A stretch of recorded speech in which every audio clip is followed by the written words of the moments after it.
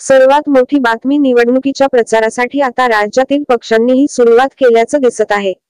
राष्ट्रवादीमध्ये आता 2 गट पडल्यावर शरद पवार गटाने प्रचाराला सुरुवात केली आहे. अजित पवार गटातील नेते दिलीप वळसे पाटील यांच्या मतदारसंघात शरद पवार यांची महासभा झाली. या सभेमध्ये बोलताना शरद पवारांनी पंतप्रधान नरेंद्र मोदी यांच्यावर निशाणा साधताना मोठं वक्तव्य केलं आहे. एका राज्याचे मुख्यमंत्री जेलमध्ये जाणार असल्याचं शरद पवार यांनी म्हटलं आहे. शेतकऱ्यांच्या पदरात काही पडत नाही. अनेक पिकं घेतली जातात, पण त्या पिकाची किंमत शेतकऱ्यांच्या पदरात पडत नाही. खर्च अधिक उत्पन्न कमी स्थिती झाली तर तो कर्जबाजारी होतो. कधी कधी ते कर्ज डोक्यावर एवढं बसतं की सावकार घरातील भांडीकुंडी घेऊन जातात. अशी वेळ आल्यावर सन्मानाने जगायची इच्छा ज्याच्या मनात आहे तो शेतकरी आत्महत्या करतो. हे चित्र फक्त राज्यात नाही, देशात असल्याचं शरद पवार म्हणाले.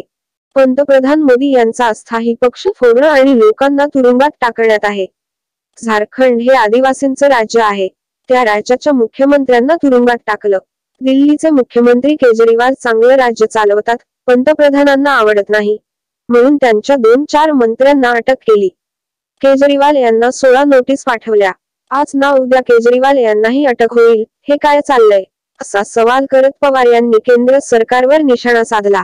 दरम्यान पंतप्रधान नरेंद्र मोदी यांची रोज एक जाहिरात आहे. मी तुम्हाला गॅरंटी देतो. मोदीची गॅरंटी.